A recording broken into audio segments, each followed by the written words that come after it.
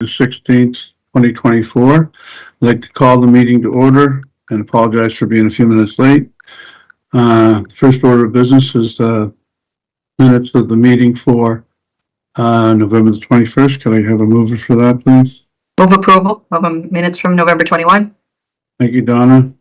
Seconder? Jerry?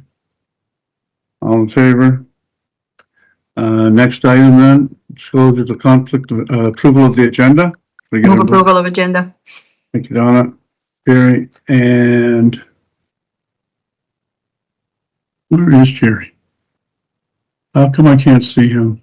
There he is. Jerry is here. I have a little difficulty with this stuff, John. That's why Okay. I like to be in person, right? Okay. I mean, Well, next meeting you'll have your choice. We'll Thank do it you. that way.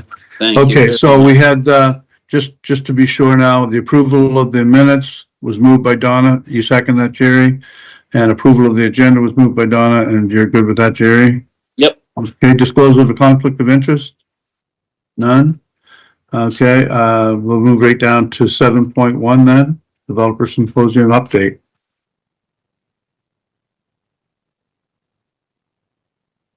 Good afternoon, Acting Chair and members of Growth Committee. Oh, sorry, Amy, did you want to do an intro? No? Sorry, I was just going to quickly introduce you, Carrie. Okay, sure. So as part of our 10-year strategic plan, the city is committed to hosting an annual developer symposium and working with our partners at Envision St. John. So I'm pleased to introduce Carrie Smith, who's going to tell us about this exciting event that we have planned. Thank you. You're welcome, Carrie. Thanks, Amy. Good afternoon, Acting Chair and members of Growth Committee. As Amy mentioned, staff are working with Envision St. John to launch an annual developer symposium. The theme this year is focused on unlocking housing supply. Staff from the Growth and Community Services Department will be organizing and implementing the annual symposium as part of Council's Grow priority. This event will support relationship building and enhance collaboration while also providing information on new programs, initiatives, and funding streams that support development. And input from event attendees will also be collected to frame the nature of our future events moving forward. A list of attendees will be finalized within the next 2 weeks, and a save the date of March 21st will be sent to staff and members of Common Council and the development community. An agenda will be made available in the coming weeks, followed by a formal invitation to participate and register. And if there are no questions, we would ask that the submitted report be received and filed. Okay, any questions, folks? No? Could I get a motion to receive and file? I'll move receive and file. Okay, Carrie and Donna, and that's passed. So thank you very much, Carrie. That we look forward to that symposium. Donna and I were at one at the Delta for a group of developers, and there's a lot of interesting things happening right now in the development world. Thank you very much. So we'll move on then to 7.2 Community Standards Compliance Program. Thank you, Deputy. So this next item will provide information about our community standards compliance programs, review of accomplishments in 2023, and looking ahead into 2024 around our service targets. And here to present is Ben Purinton and Pamela Bentley, and I understand Ben will be speaking first. Thank you. Good. Thank you, Acting Commissioner Poffenroth. Just sharing our screen there. Good afternoon to the Chair and members of Growth Committee. Today, Pam Bentley and I will be providing an update on the city's community standards compliance programs, recapping the year of 2023. So before we get into the recap, I'd first like to provide a brief overview of our 3 property bylaw compliance programs. I'll be starting the presentation with an update on our dangerous and vacant building program, where we monitor vacant buildings throughout the city. We can pursue enforcement action on vacant buildings, which results in demolition. but in most cases, we work successfully with property owners to see buildings be repaired and reoccupied. Pamela Bentley will then provide updates on the minimum property standards and community standards programs. Under the minimum property standards program, we enforce maintenance and occupancy standards on rental buildings within the city. And the community standards program focuses primarily on addressing unsightly premise and zoning bylaw complaints. However, the program also addresses serious dog control cases as well as other property related matters. So beginning with the dangerous and vacant building program update, the program had a successful 2023, seeing 47 resolved cases within the year. This is about a 24% increase in resolved cases compared to 2022, and is just shy of the target of 50 we had set at the beginning of the year. About 66% of those resolved cases were resolved by the buildings being repaired and reoccupied, with the other 34% being demolished. This is slightly below our target we had set of 75%, although it's still a very high number, so we're quite happy with the amount of redevelopment that we're seeing. We actually also saw a lot of owner-initiated demolitions this year, as opposed to demolitions through city enforcement action. And these can often be a great outcome as well, because it generally occurs when owners have plans to redevelop the property later on. And then we also launched our unsightly repair program this past year, which I'll discuss more later. We wanted to issue 3 unsightly notices in the year, and we were able to issue 4. So in 2023, we had multiple ongoing initiatives related to the dangerous and vacant building program, coming from 2022's Community Enhancement Project. We launched the previously mentioned unsightly repair program, where we were able to receive partial compliance from some of the owners that we had issued notices to comply on. None had fully complied, and we were planning to move forward with the remaining repairs on 3 of those properties in September of last year. However, for various reasons, those repairs had to be delayed, so they're now scheduled to take place in the spring this coming year. We also began advocacy with the province on 2 different items, the first being the vacant building tax or registry, and the other being acceleration of the property tax sale process, and good progress was made on both of those items. The tax or registry requires legislative change, so it's moved a bit more slowly, but this advocacy piece has been presented to multiple provincial ministers throughout the year, and we've received positive feedback on it, so we're hopeful to see some action on it moving forward. And as for property tax sale, we actually saw some improvements that the province implemented to the process this past year, and they've shown some positive results so far. So one highlight was that a significant number of abandoned vacant lots in the city's north end were actually brought forward to sale, a property tax sale in the summer, and those properties all sold to private owners, which will open them up to redevelopment in the future. So we're going to continue to monitor the property tax sale process to confirm whether the issues we've experienced in the past are addressed, but the results thus far look promising. And I wanted to highlight the service level enhancements that we have to the dangerous and vacant building program as we head into 2024.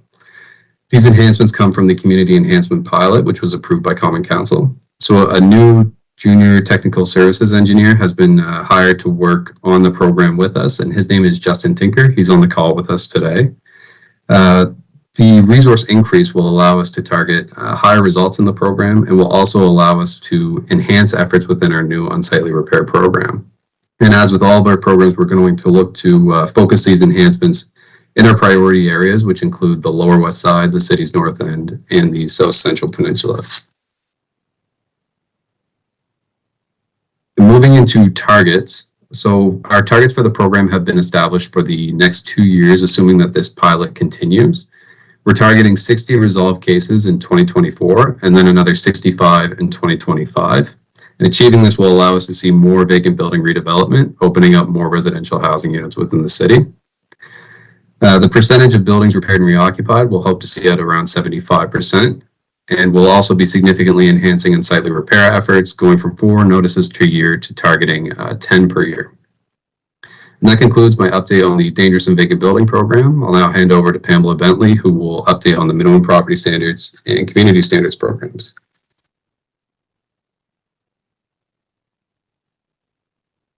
You're just muted there, Pam.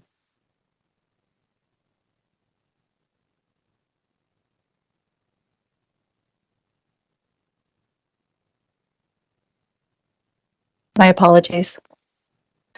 For the minimum property standards update, at the end of 2023, there were 178 active minimum property standards cases, and these include 47 new cases that were opened this past year. The volume of incoming cases for 2023 was in line with typical yearly volumes.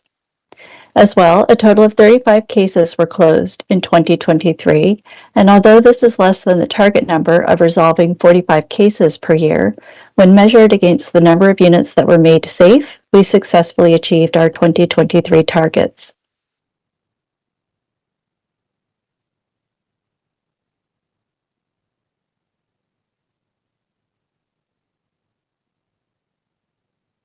With the addition of a third inspector under the Community Enhancement pilot, for the next 15 months, staff will incorporate a proactive approach to inspection of rental units, in addition to our standard service of inspecting for complaints that are received. Proactive inspection efforts will be focused within the priority areas to ensure the city's housing stock of rental units is in safe condition. And the new inspector for the pilot program will be here before the end of January.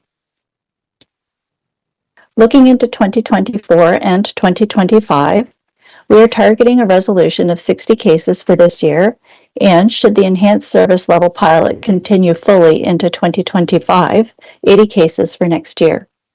This translates to 180 units made safe in 2024 and 240 for the following year.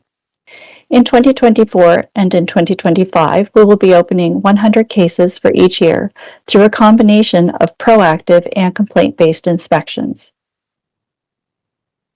Moving to the community standards update, in 2023, we successfully met our target of resolving 125 combined cases of unsightly premises and zoning complaints.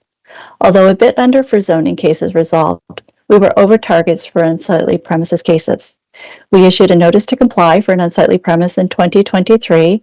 However, the yearly goal is to cooperatively work with property owners and gain voluntary compliance, therefore reducing the need to issue notices. Service level enhancements for the Community Standards Program include the hiring of a new officer for a 24-month period, which will allow us to double our service efforts in cases resolved. We are also streamlining the zoning bylaw enforcement procedures, and if all goes well, we may be able to incorporate proactive monitoring for Section 59 conditions.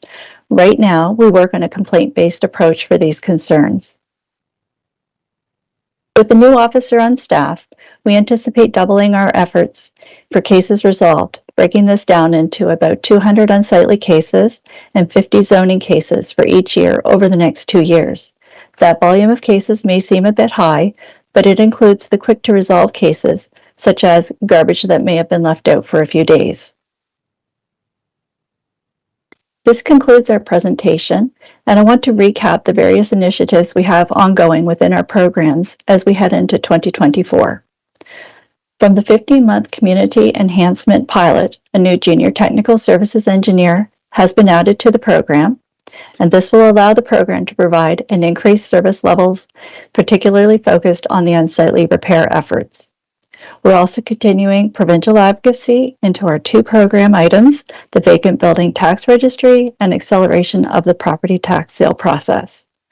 Also, as part of the Community Enhancement pilot, we are adding a new building inspector to our minimum property standards program for 15 months.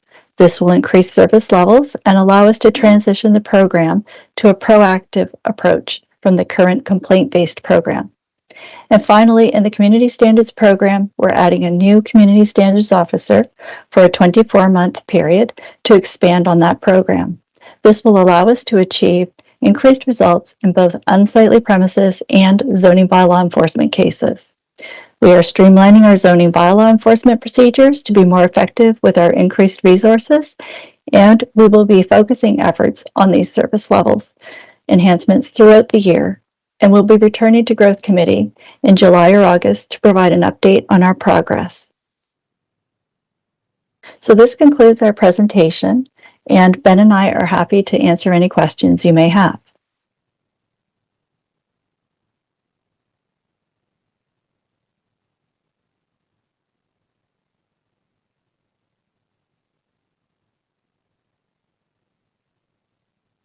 John, you're muted. You're muted, John. Oh, thanks, guys. I'm sorry. I just wanted to thank you, Pam and Ben, for your presentation. It was great to see that we're in a proactive situation now where we can get people on board instead of reacting to complaints. We start being more proactive. So that's a great place to be. And I got the question from Jerry. Go ahead, Jerry. Yeah, I was also at the Delta there with you and the mayor. You forgot to mention me again, right? Like you mean, but anyways, my question is, or not my question is, like, I'm far from satisfied with the results of, I guess, the end of 23. And I would like to ask Ben or Pamela, I'm sorry, that in 23, we had, in that department, we had some sickness and we had a strike. And I'd like to ask, we hired a new gentleman there. I think he's already on board. Do we have enough? I guess the question is, do we have enough bylaw officers? You keep saying we're going to do better, we're going to do this, we're going to do that, and that's great. But do we have enough? I'm asking Ben this. Do we have enough bylaw officers to do the inspection and the management of vacant and dangerous buildings? Because out of the three areas, the lower west and the south end, they happen to be my turf. And I would like to know, do we have enough? Because you keep saying we're going to do better, we're going to do better, we're going to do better. We need bodies to make it do better. Do we have enough bylaw officers now, or do we got to go back to council and ask for more? And I'm centering that towards Ben, I guess. Through the chair, so we added our new junior technical services engineer, who's I mentioned, is on the call with us now, Justin Tinker. He started with us in December, so we've added him to our program, and between me and him, we absolutely have enough officers to handle the workload that we and the new initiatives that we're trying to implement. We're also adding a new minimum property standards inspector and a bylaw enforcement officer for community standards complaints. So our group as a whole for community standards compliance, between the 3 new staff members that we're adding, as approved by Common Council, we are going to be in good shape moving forward to handle any of these kinds of concerns. So I guess the answer is yes. That's right, yes. Okay, thanks, John. Okay, thanks, Jerry. All right, so if that is all the questions, we can move on to. I have a question. Oh, I'm sorry, Donna, go ahead.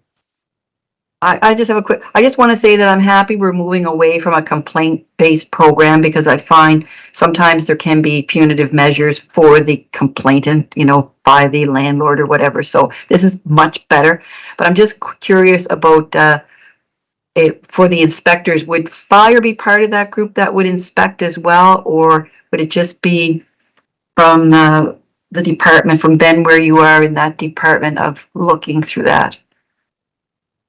I'm just curious about like the fire regulation. I know years and years ago, fire used to go into unannounced into buildings. And I think that in some ways is a good thing. I don't know whether you can do that or not, but I know there's a big building for sale in the uptown area and 2/3 of it is uninhabitable. But people were probably living in there not that long ago. So, the standards can be, you get the slum landlord. So I guess what I'm asking is, would fire be part of that? Or is that required, or will you just do your thing? I can take that question perhaps. And, okay, thanks, Pam. Yes, so through the chair to you, Mayor Reardon, I think you're probably referring to minimum property standards, if that's correct. So buildings that are occupied for rental units? Yes, okay. So we would be doing our proactive inspections on our own. We will be organizing those. And if we did feel that there was something that needed to involve a fire protection officer, we would most certainly reach out. But we'll be making these efforts on our own and of course, looking for their involvement when necessary. Right. So, well, how would that work? Will you set up like an appointment with the owner of the building or whatever, and then you'll go in and take a look at the building and see? Yeah. Okay. Yes, exactly. Right. It's tricky because, today, like if you buy a building, you discover that all of a sudden you have a whole, huge long list, the length of King Street of codes that need to come up to code, a lot of things that need to come up to code. So it would be great to have that proactive so that, you don't end up with a building that's been fine for someone else to own, but the minute it changes hands, then all of a sudden requires all this work. It would be better if we could provide those units, I guess, more earlier, like just before a sale, because sometimes, like, I think this one that's for sale has been for sale for 50 years, so it's a long time without upgrades. All right, thank you. Thank you, Your Worship. So Pam, just for clarification, this would be in addition to, like if you set up a meeting with fire on a particular case that you discovered upon inspection, that's in addition to what the fire department does on a regular basis in terms of, checking out, monitoring, dilapidated houses, for fire hazards and stuff, correct? Well, yes, we act as separate resources. So this is strictly the minimum property standards program that we do for our rental units. And of course, the fire department operates a separate program that would be not just for residential, but I believe they also incorporate all kinds of other inspections as part of their process. So we would be working on our own independently, setting up these inspections with property owners for these rentals, and proactively working through what may or may not be a list of items. Maybe it's perhaps one thing, and perhaps there might be no issues, but we'd be doing that separate from fire department and their regular routines. Okay, perfect. Well, thank you very much. Can I get a motion to receive and file? Okay, Jerry, Donna, thank you. And, I guess the next item is adjournment. So unless anybody has anything else, we shall see you at growth at a glance. Oh, doing I'm growth at a sorry. glance? I'm sorry. Yeah, Amy's got her hand up. That's right. We are doing growth at a glance. Amy, I'm sorry. That's okay. Thank you, Deputy. Just wanted to, can we get Pamela to stop sharing her screen, Pam? I don't know if you can. Thank you.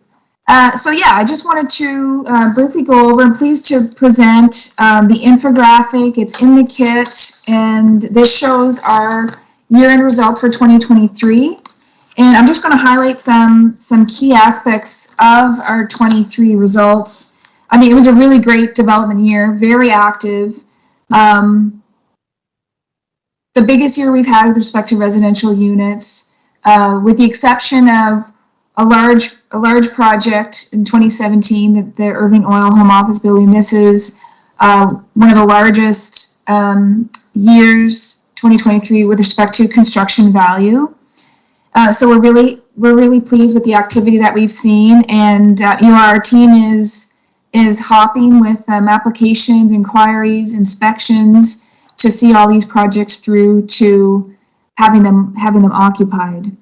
So for 2023, we issued 632 building permits with a value of just over $148 million. Compare that with our 5-year average. 5-year average is $100 million and just over 700 permits. So what we're seeing is perhaps a slightly lower number of building permits, but the values are higher, which indicates larger projects, which is really what we need in the city. Good news story, particularly with the housing crisis that everybody is experiencing, and we're no exception to that. In 2023, we created through the development activity 479 residential units, 479 versus a 5-year average, just to show some comparison, of 284 units. So it's significantly higher than what we typically have seen over the last number of years. And with respect to the number of projects that we have under construction right now, there are 579 units currently under construction, and that's just in major projects. I mean, there's also, there's 2 units, 3 units, people adding, secondary suites to their homes. So it is certainly a good sign. We need to do more. We need more in the city, of course, but we're certainly trending in the right direction. And that is everything I have for my update. If you had any questions, I'm happy to answer them. Okay, any questions, guys? Jerry? It's just not a question, but I think it's time we stop comparing St. John to Moncton and Fredericton and everywhere else. I think we should compare ourselves to ourselves. Like St. John's not Moncton, and in St. John, if you include LaPro, 60% of heavy industry rests right here in St. John. And we're a different city altogether. And what Amy just showed is an increase in units, housing. But every time we do, people compare us to Moncton. And I think it's a whole different city, a whole different situation. And we're an industrial city where we got to get changes in taxes.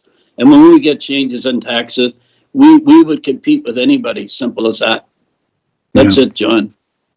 Thank you, Jerry. Yeah, I'm very impressed with the way these numbers are going. And like you say, I mean, you know, when we talk about a 5-year average of 284 units, and now we're at 479, you know, that's a huge increase. And the value of the projects, you know, 150 million almost compared to 100. So there's nothing wrong with those numbers whatsoever. I mean, we are talking about growth, and we're talking about healthy growth. So, Your Worship, did you want to say something? I want to say that I agree 100% with Councillor Lowe.